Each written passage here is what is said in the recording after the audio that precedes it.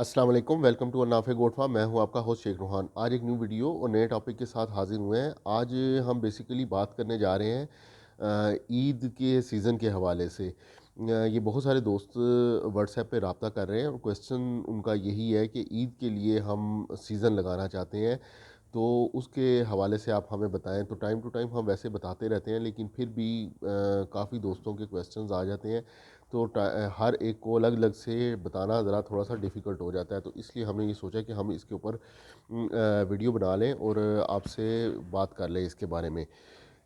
तो बेसिकली जो मंडियों से अब क्योंकि ख़रीदारी स्टार्ट कर दी है कुछ दोस्तों ने, जो सिर्फ़ सीज़नल काम करते हैं, यानी कि सिर्फ़ ईद का सीज़न लगाते हैं। ईद में मंडियों में विज़िट करते हैं और जानवर ख़रीद के, और ये क्योंकि अब 3 से 4 महीने का तकरीबन टाइम है और इसमें फैटनिंग करके, तो वो कोशिश करते हैं कुछ ना कुछ इसमें से मार्जिन निकालने का। गो कि हम वैसे इस तरह इस सिस्टम के फेवर में नहीं है। हम ये समझते हैं कि गोट फार्मिंग एक सब्र वाला काम है, और इसके अंदर जल्दी जल्दी प्रॉफिट वाला, रातों रात अमीर बनने वाला काम नहीं है, टाइम टेकिंग काम है। तो जो घर की ब्रीड पे जो दोस्त काम कर रहे हैं, वो इस चीज़ को समझते हैं, या जो गोट फार्मिंग कर रहे हैं वो समझते हैं कि हम क्या बात कर रहे हैं।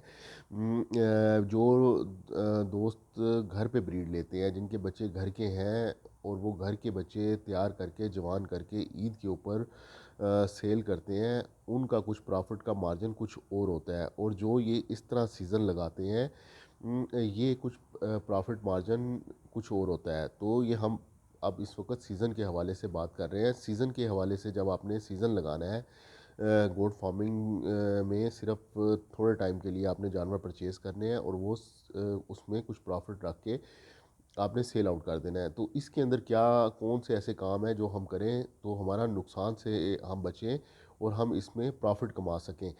तो इसमें जो सबसे पहले जो चीज़ आपको सोचनी है और समझनी है, वो है आपकी मार्केट। आपका शहर, आप कौन से शहर से हैं, आपके शहर में लोगों की सोच क्या है, इसको देखना समझना बहुत ही इंतहाई से ज़्यादा ज़रूरी है।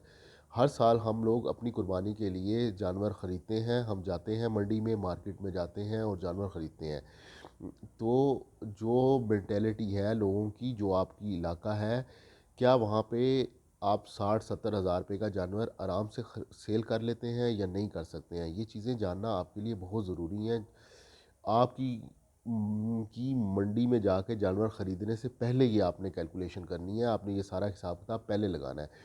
आपने ये देखना है कि आपके पास कौन-सा जानवर है जो जल्दी निकल जाता है। क्या आपके पास लोगों की ज़्यादा डिमांड 35 से 40 हज़ार रुपये वाला जानवर है, या जो अच्छा जानवर है 60-70 हज़ार रुपये का, 1 लाख रुपए का, वो आप आराम से ईज़िली सेल कर सकते हैं।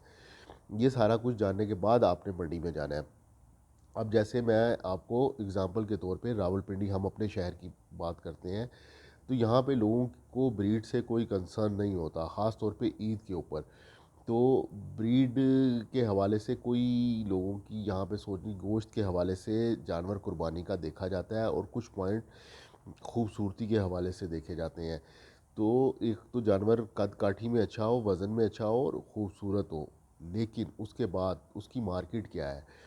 जो हमारा यहाँ पे पिछले 2 सालों का तजर्बा रहा है, रावलपिंडी इस्लामाबाद की मैं बात कर रहा हूँ। यहाँ पे लोगों की मेंटालिटी ये है कि यहाँ पे 35 से 40 हज़ार रुपये, 45 हज़ार रुपये का जानवर बहुत आसानी से और ज़्यादा डिमांड में है लास्ट 2 ईयर्स तक। और उसके बाद जो 60 से 70 हज़ार तक, बस इससे ऊपर जो जा कोई बंदा बकरे को, जो चाहे आपका अच्छा भी तैयार हुआ हुआ है, खूबसूरती भी है, वो उससे ज़्यादा रेट नहीं देता। वो कहता है अगर इतने का हमने ये जानवर लेना है, बकरा लेना है, तो हम वैड़ी क्यों ना करें, हम बैल की तरफ क्यों ना जाएं, हम उसकी कुर्बानी क्यों ना करें, हमने क्यों बकरा लेना है। तो फिर इसलिए आपको उस हिसाब से लोगों की स्टडी करके आपको उस हिसाब से चलना पड़ता है। दूसरी बात इसमें आ जाती है सिलेक्शन, जानवरों की जो चुनाव करना है आपने, तो वो कौन से जानवर ऐसे हैं जो हम ख़रीद करें। एक तो अमाउंट हमने ज़हन में रखनी है कि ये जानवर हम ख़रीद रहे हैं, जो भी हम जानवर ख़रीदेंगे, तकरीबन अगर आप 100 रुपये का उसके ऊपर ख़र्चा लगाएं तो महीने का 3000 रुपये ख़र्चा है। और इस वक्त तकरीबन 3 1 साढ़े 3 महीने हैं। चलें आप ज़्यादा भी 4 महीने लगा लें तो 4 महीने के अंदर, वैसे 4 अब नहीं है, 3 1 साढ़े 3 महीने हैं, लेकिन 4 महीने की भी अगर हम हिसाब लगाएं तो 12,000 रुपया फ़ी जानवर के ऊपर हमारा ख़र्चा आता है जो हमने उसको फ़ीड खिलानी है। प्लस थोड़ा बहुत मेडिकेशन के ऊपर ख़र्चा होता है, वो इतना ज़्यादा नहीं है, लेकिन चलें 12,000 हम लगा लेते हैं। 12,000 रुपया हमारा ये टोटल ख़र्चा आएगा जानवर का जो हम परचेज़ करेंगे। अगर हम 30 से 35 हज़ार रुपये में जानवर लेते हैं तो उसके ऊपर हमारा तकरीबन 12 1 हज़ार रुपया ख़र्चा आएगा। जो 30 35 वाला जानवर है, मसलन 35 का जानवर है, और उसके ऊपर हम 12,000 रुपया लगाते हैं तो वो हमें 47 48 हज़ार रुपये पे घर में हमें पड़ेगा। अब वो जानवर अगर हमारा 60 से 70 हज़ार रुपये में सेल होता है तो फिर उसके अंदर एक अच्छा मार्जिन हम कमा सकते हैं।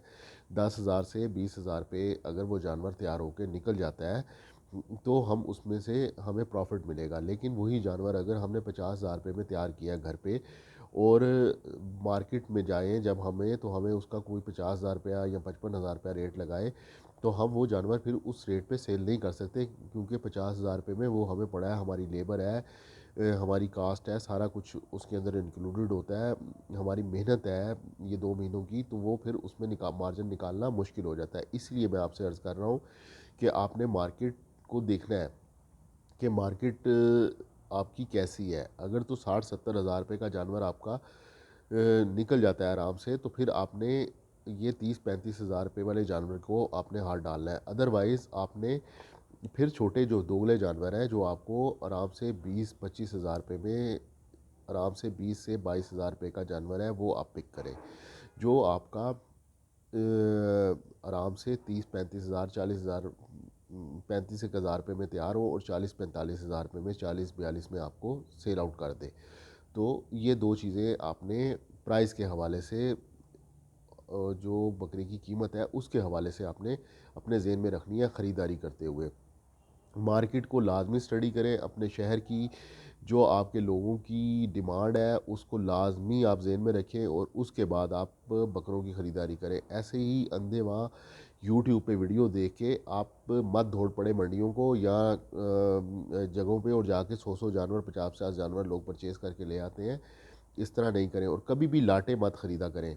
कभी भी लाट मत ख़रीदा करें कि 10 जानवर इकट्ठे उठा लिए हैं, 20 जानवर इकट्ठे उठा लिए हैं, ऐसे मत किया करें। जानवर, एक एक जानवर के लिए आपको मेहनत करनी पड़ती है, जाना पड़ता है, एक एक जानवर आपने सेलेक्ट करना है। ये ऐसा नहीं है कि आप इकट्ठा उठा के ले आएँ और इकट्ठे बाद में ये तैयार हो जाएंगे और बिक जाएंगे और पता नहीं कितना प्रॉफिट लोग बैठ के बता रहे होते हैं। ये ऐसा नहीं है, मेहनत वाला काम है। इसमें आपने सिलेक्शन करनी है, सिलेक्शन करके एक एक जानवर को उठाना है और फिर उसको तैयार करना है, तब आप जाके एक अच्छा मार्जिन इसके अंदर स्कोर कर सकते हैं। ये नहीं है कि इसमें प्रॉफिट नहीं बनाया जा सकता, बिल्कुल शॉर्ट टर्म में बहुत कम टाइम में आप इसमें अच्छा मार्जिन स्कोर कर सकते हैं, लेकिन आपको मेहनत करनी है। मेहनत करनी है, आपको थोड़ी सी इसके ऊपर स्टडी करनी है, आपको अपनी मार्केट को देखना है। अब आपने मार्केट अपनी स्टडी कर ली है, आपने जानवर का इंतखाब कर लिया कि आपने ये फ़ैसला कर लिया घर से निकलने से पहले कि आपने कौन से कीमत का जानवर लेना है, 20 22 हज़ार रुपये वाला जानवर ख़रीदना है या 30 35 हज़ार रुपये वाला जानवर ख़रीदना है। और जानवर की सिलेक्शन करते हुए एक जो चीज़ बहुत अहम है वो आपने ज़रूर अपने ज़हन में रखनी है। आप कोशिश करें जो 2 दांत वाला जानवर है, इस टाइम में आपको जो बंदा ये कहता है कि 10 महीने का 12 महीने का जानवर है वो मत परचेज़ करें। 10 महीने 12 महीने के जानवर की खीरे बच्चे होते हैं, उनका पता करना मुश्किल है कि ये 10 महीने का 12 महीने का है और ये 4 महीने के अंदर 2 दांत हो जाएगा या नहीं होगा, या कोई ऐसा जानवर। आप इस तरह के जानवर के ऊपर चांस वाला काम है, आप इस तरह का चांस मत लें। मत अपने आप को ख़तरे में डालें कि जी ये 12 महीने का जानवर है और ये 4 महीने के अंदर पता नहीं बुला बन जाएगा। ऐसा नहीं होता है। जानवर, छोटा जानवर के ऊपर हाथ मत रखें, मत उसकी सिलेक्शन करें। खस्सी जानवर को पसंद करें, खस्सी और 2 दांत, ये बेसिक शर्त है। खस्सी और 2 दांत जानवर आप अपनी ईद की तैयारी के हवाले से, ईद के सीज़न के हवाले से उसका इंतखाब करें। इसी तरह अब आप जब मंडी में जाएँ, किसी भी इलाके की मंडी में आप विज़िट करने जा रहे हैं, कुछ चीज़ें जो एहतियाती तदाबीर हैं जो हमारे लिए ज़रूरी हैं, वो हमने ज़रूर करनी है और वो आप लाज़मी अडॉप्ट करें ताकि आप नुकसान से बच सकें। अब एक तो हमने सिलेक्शन कर ली, दूसरा हमने ये भी सोच लिया है कि हमने 2 दांत जानवर ख़रीदना है और खसी बकरा ख़रीदना है या आंडू भी लेना है। अगर कोई दोस्त पसंद करते हैं कि हमने आंडू बकरा ही लेना है, नहीं खसी बकरे जानवर शायद दागी होते हैं, कुर्बानी पे नहीं लगते, एक ये बहुत गलत सी सोच है। बहरहाल जो मेंटालिटी है, अगर आप ये समझते हैं कि आपके इलाके में खसी बकरे की डिमांड ज़्यादा नहीं है, तो आप मत खसी बकरे ख़रीदें, आप 2 दांत के ऊपर चले जाएँ। लेकिन 2 दांत बकरा आपने जो ख़रीदने हैं वो एक-एक जानवर आपने सेलेक्ट करना है। इकट्ठी लाट आप कभी भी मत ला लें। ये मैं बार-बार आपसे कह रहा हूँ कि इकट्ठी लाट आप मत लें, उसमें जानवर की सिलेक्शन करना मुश्किल हो जाता है। आपने 100 जानवर ख़रीदना है, 200 जानवर ख़रीदना है, 10 जानवर लेने हैं, 20 लेने हैं, एक-एक जानवर को आपने पिक करना है। एक-एक जानवर को आपने अहमियत देनी है। क्योंकि आपको एक-एक जानवर ने 10 से 15,000 20,000, अगर आपने अच्छी सिलेक्शन कर ली, कम कीमत में अच्छा जानवर ख़रीद लिया, तो वही जानवर आपका ज़्यादा कीमत में ईद के ऊपर अच्छा तैयार होके ईद के ऊपर वो सेल होगा। और आपको जितनी आप इसके ऊपर इस वक़्त मेहनत कर लेंगे, वो आपका मार्जिन आपको जाके ईद के ऊपर अच्छा मार्जिन वो दे जाएगा और आपको एक मुनासिब वो प्रॉफ़िट दे जाएगा। अब हमने जिस वक़्त जानवर सेलेक्ट करना है, हमारे पास कुछ चीज़ें बहुत ज़रूरी हैं जो हमारे पास होनी चाहिए मंडी के अंदर जाते हुए। जब हम मंडी में जाएँ, हमारे पास थर्मामीटर लाज़मी होना चाहिए। बहुत ज़रूरी है ये, थर्मामीटर आप लाज़मी लेके जाएँ। जौन-सा जानवर आपको पसंद आया है, खूबसूरती के हवाले से आप उसको अच्छे तरीके से चेक करें कि वो जानवर दागी ना हो, कान कटे हुए ना हो, सींग टूटे हुए ना हो, पाँव वगैरह में, टाँग में किसी किस्म का कोई दाग ना हो जानवर में। ऐब से पाक जानवर आप सेलेक्ट करें। फिर उसके बाद उसका मुँह वगैरह चेक करें, उसके देखें कि कोई दाने वगैरह नहीं निकले हुए, पाँवों में कोई छाले नहीं हैं। और सबसे जो ज़रूरी चीज़ है, फिर आप उसको अंदर उसमें थर्मामीटर लगाएँ। थर्मामीटर लगा के आप उसका टेम्परेचर चेक करें, उसका पारा चेक करना इंतहा से ज़्यादा ज़रूरी है। ये आप चेक करें, 102 से लेके 103 तक नॉर्मल टेम्परेचर है बकरों का।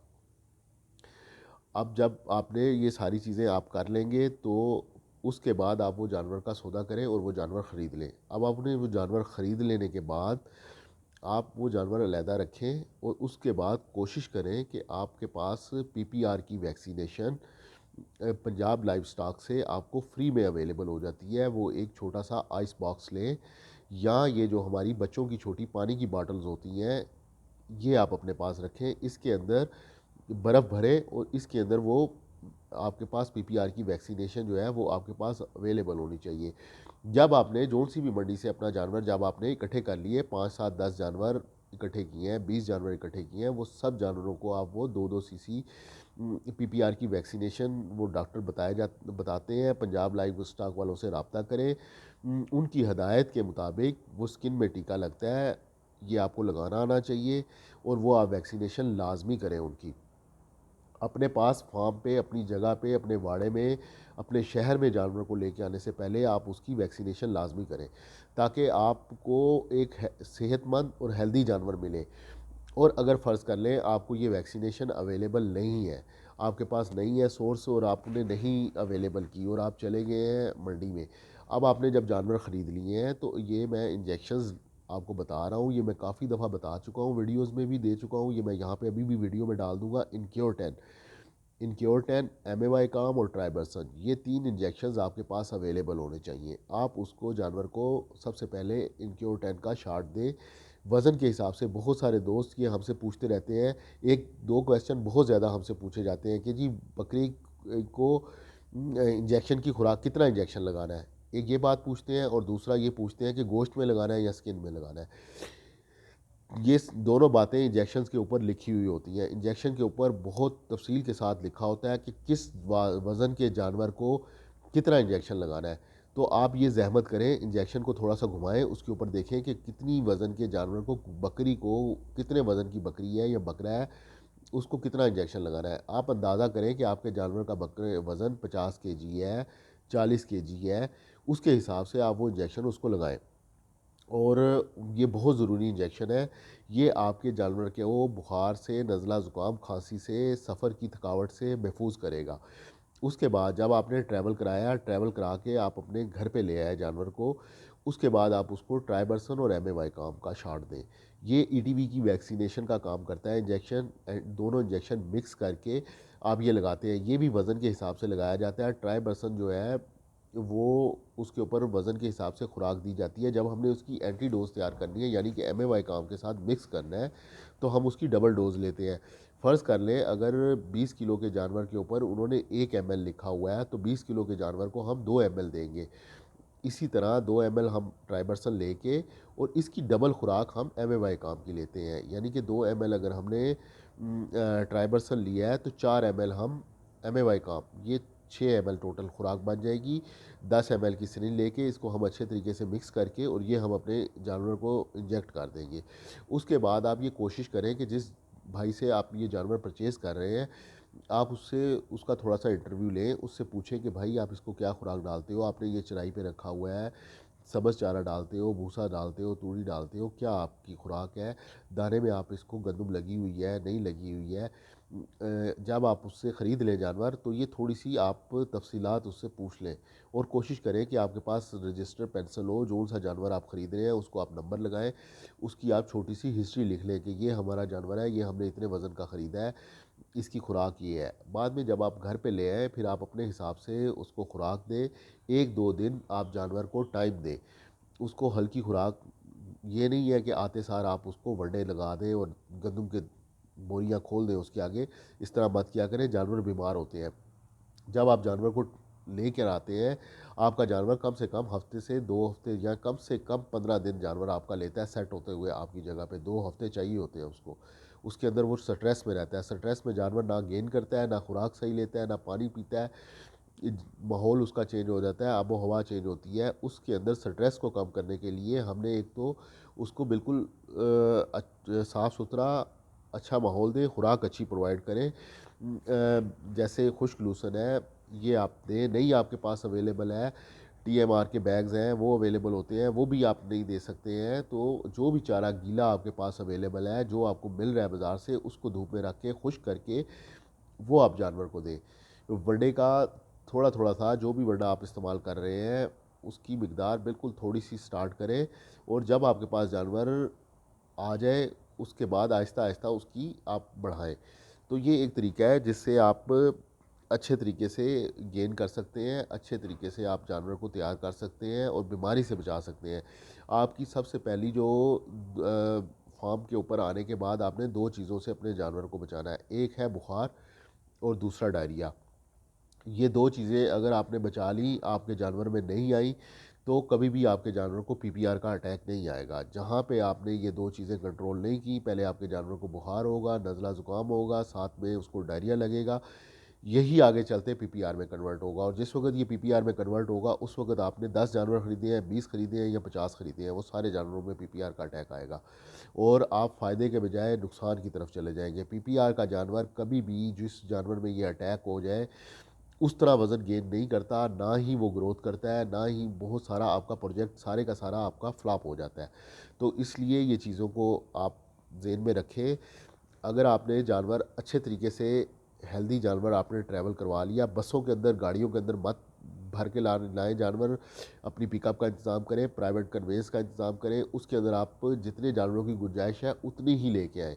ये नहीं है कि 10 जानवरों की जगह है और आपने वहाँ पे 20 जानवर, 50 जानवर लोड कर दिए हैं। ये इस तरह का काम मत किया करें। इस तरह के कंजूसी मत किया करें इस तरह की चीज़ों के अंदर से पैसे बचाने की कोशिश मत किया करें। जहाँ पे जब आप पैसे बचाते हैं, वो आपका सारे का सारा प्रोजेक्ट ही फ्लॉप कर देता है। तो ये छोटी-छोटी एहतियाती तदाबीर है, ये आप अडॉप्ट करें। उसके बाद आप लेके आएँ जानवर, तैयार करें उसको। बीमार ना हुआ आपका जानवर, तो वो एक अच्छा बॉडी वेट 4 महीने, 3 महीने बहुत टाइम होता है। 3 महीने के अंदर जानवर बहुत अच्छा बॉडी वेट गेन करता है। अच्छी खुराक आप इस्तेमाल कराएँ, जानवर कुछ का कुछ हो जाएगा 3 महीने के अंदर।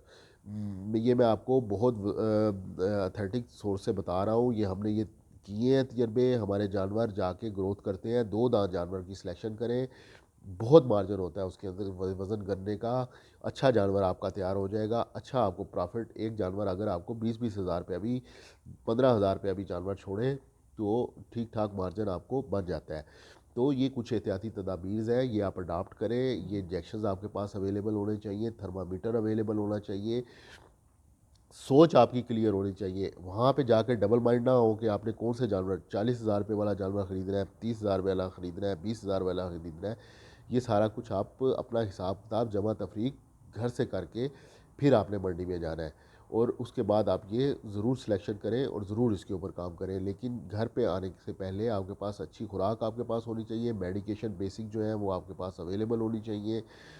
आपके पास पूरा इंतज़ाम होना चाहिए, रिहाइश का, सर्दी गर्मी से बचने का अच्छा आपके पास इंतज़ाम हो, तो फिर आप उसके ऊपर काम करें। और अभी मौसम क्योंकि तब्दील हो रहा है, और मार्च में तकरीबन ये मौसम काफ़ी हद तक पाकिस्तान के काफ़ी सारे शहरों में सर्दी उस तरह अब नहीं है, दम तोड़ गई है।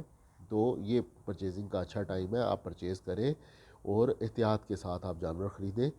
तो बस ये एक छोटी सी वीडियो थी। उम्मीद है कि भाइयों को जो क्वेश्चन कर रहे थे जवाब मिल गया होगा। इंशाल्लाह ताला मिलते हैं अगली वीडियो में, दुआ में याद रखिएगा।